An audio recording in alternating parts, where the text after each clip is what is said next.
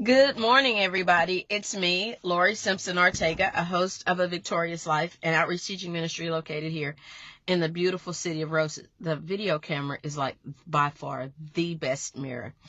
Here in the beautiful city of Roses, and the proud owner operator of Clean Cotton Bespoke Embroidery. Well, you know what?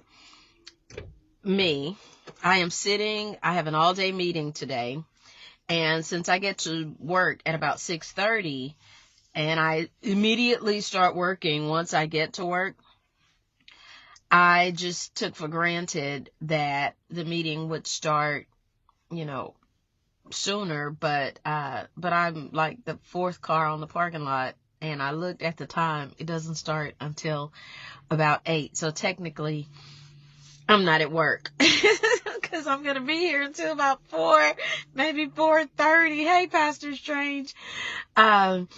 So here's with that, this has been on my mind. So I am always on time for work. Okay. So this is going to be kind of odd. Sitting here, I've got an hour, and it says 8 o'clock, but I just glanced down, actually 8:30, and I am too far in the hole to go back home, or too far away from school to do that. So here's what I want. Here's the importance of this video. I shared this in my Sunday school lesson on last Sunday, but this has not gone away, and I pray it will help you. Before you get out of your car, before you leave your house, the protection of your home, this is what I want you to know. Last week, since I get to school when helping the sun wake up, escorting the sun to shine over Griffin, I get out of the parking lot, so I park in the back part. So it's dark when I get to school. So as before I get out of the car, I say a prayer of protection over my life. I say a prayer of protection, help me to be the best that I can be. I just pray a prayer for me. Help me to be the best I can be. Make solid decisions. Good morning, Diane. Make sound decisions, etc. So I'm praying that prayer, get my things, close the door. I'm never afraid, even though it's dark and there are street lights, parking lot lights, etc. I'm never afraid. So I'm walking to the parking lot, and as I'm walking through the parking lot, I start praying for the students and the school, praying protection against, for the school and help, same thing. Well, the building is secure, so I scan in, and there are 2 double glass doors. All right, so there's a exterior glass door. There's a little space and a little space area. Then there's another set of doors where those doors are very secure, so you have to be given access. Remember that. So I scan my badge, and I walk through the first set of doors. So when I walk through the first set of doors, I turn around to make sure the door actually closes. I do that every time. But this time, when I turned around to see if the door closed, have y'all ever seen those zombie movies where, like The Walking Dead and Z, I think World War Z, where the zombies are just pushing up against the glass and the door, they're trying to get in?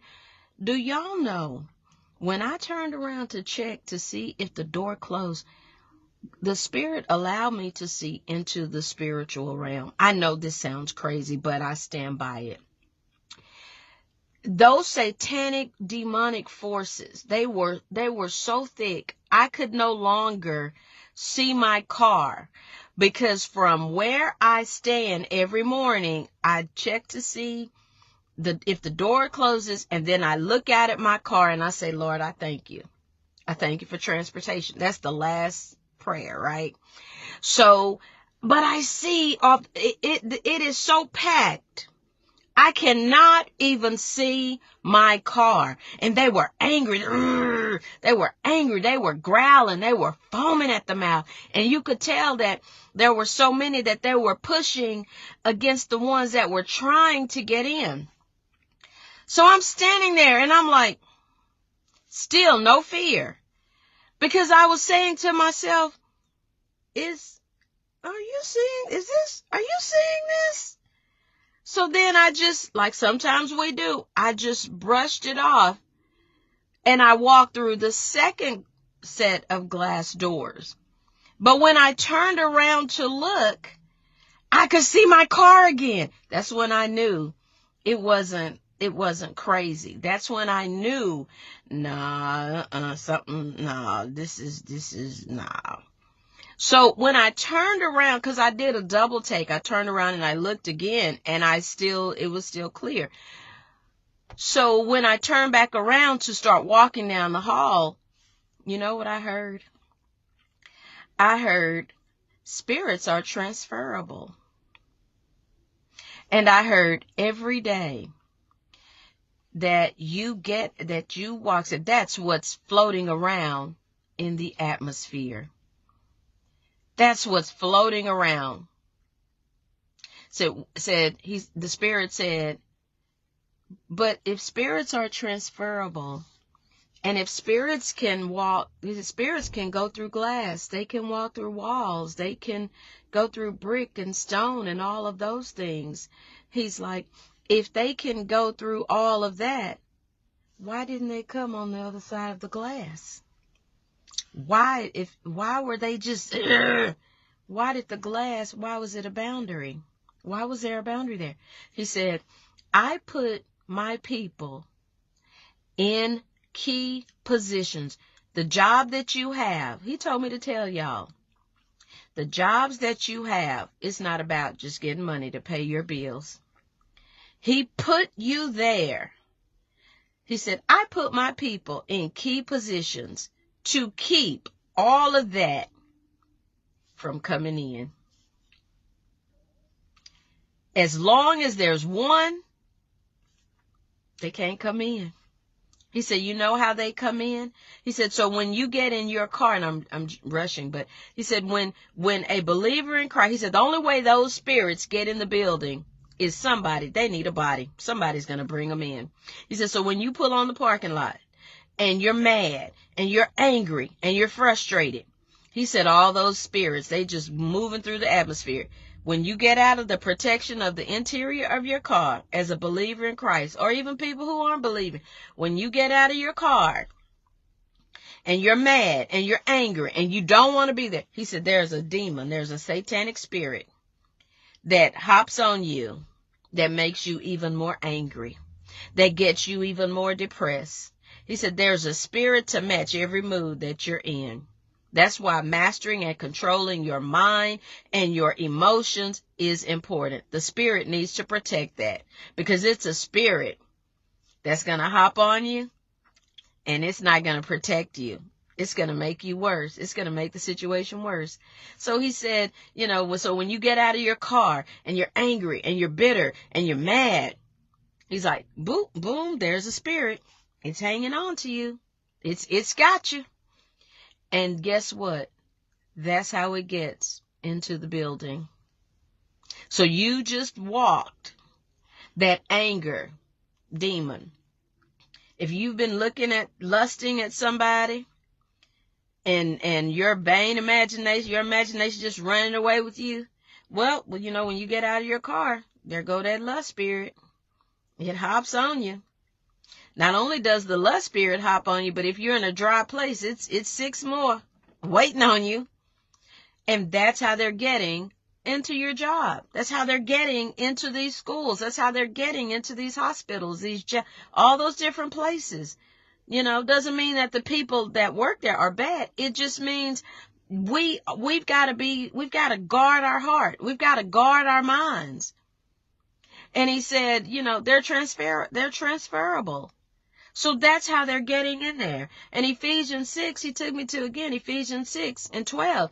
We are wrestling not. The fight is not against flesh and blood. Your boss is not your enemy. Your boss is not the devil. Your boss could simply be a tool that's being used. Your boss could be a tool that's being used. When they get out of the car, they're upset, they're angry. But you know what? I see where you put down, Pastor, that's why I had to leave. But you know what? Your time was up anyway. Your time was up. You stood as long as you could stand. for Christ. We never, that's another point I want to make. We never, how can I say this? Those days of us retiring on some jobs, that's not going to happen.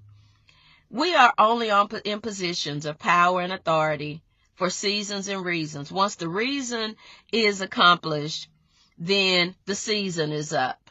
And sometimes we try to hang on and we try to rescue and save everybody when the Spirit is like, no, I put you here for this group of people.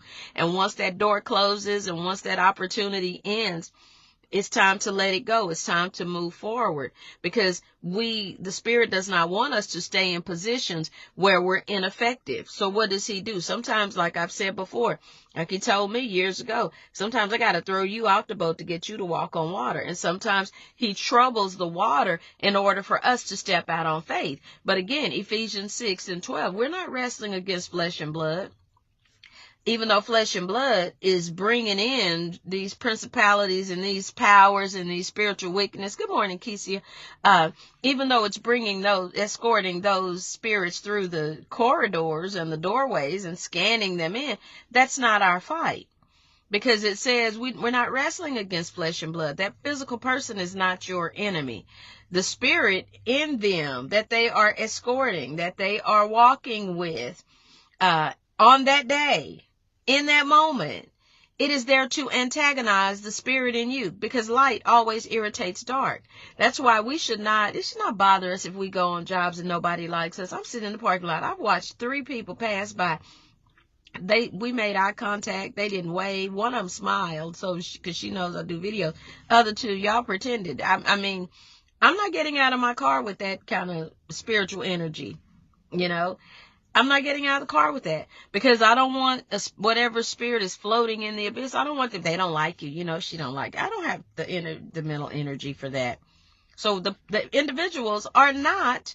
They're not our enemy. We shouldn't be fighting the people. We should have enough power to to place the spirit that they are operating in under subjection. To the power of God, because light irritates dark. But we're not wrestling. The scripture says we're not wrestling against flesh and blood, but we're wrestling against principalities. That means this is a well-oiled machine. We're fighting against a machine that has they have refined their process. They've been operating since before time was time. Principalities, that speaks to structure. These spirits are structured. These spirits are organized. Principalities and powers, the powers of powers of darkness, of the rulers of this world. I could be misquoting that, so y'all go to Ephesians 6:12 and read it for yourself. Meaning we're fighting against a well-oiled machine, and they have power. How do they have power? Because they are attaching themselves to susceptible people, to spiritually lukewarm, cold, derelict people. They're attaching themselves to those people. So because those people are cold, because those people are spiritually derelict, because those people are spiritually void and lukewarm and empty, what is happening is they are influencing the decision making of those people. That's what's happening. And the people in power, I'm not just talking about the government, but I'm saying on your job, if your boss is constantly warring and fighting with you, before you get upset with your boss, you need to ask yourself, have I done everything that I need to do? Am I doing everything that I need to do? Am I arriving to work on time? Am I doing the job that I need to do? Because if you are, then it's really not about, then hey, I'm doing everything I need to do. That's a spiritual wickedness in a high place. So you have to approach it differently. So that's what I wanted to say. Watch how you operate and move throughout your day. It's okay for you to get angry. That's normal. It's okay for you to get upset. But when you feel your blood pressure rising, or you're getting upset and you're getting angry, I'm simply saying to you, don't entertain that. Don't be angry all day. Don't walk around in that anger, because it's going to intensify and you're going to end up saying the wrong thing. You're going to make the wrong move. And then dark, you'll end up, your light will not irritate dark. Your light will be so dim that before you know it, why am I so angry all the time? Why am I so mad all the time? Why am I depressed all the time? Because you entertained it. So let's get in the habit, before we leave the confines of our homes. Let's suit up. Let's put that armor on. Let's sit in the car. Take a few minutes to say, I speak peace over my mind. I speak encouragement to my heart. Lord, I'm upset. I'm angry. I'm hurt. I'm disappointed. Whatever negative feeling you are experiencing or emotion you're experiencing at that moment, say, but Lord, I give that to you. I give it to you. And then leave with, Lord, I thank you. I speak peace to my mind. I thank you that you're going to be with me. I thank you. Peace surrounds me. Your peace engulfs me. Your peace covers me. Whatever you need, Lord, I thank you for being a provider. Just start thanking him for the things that you do have.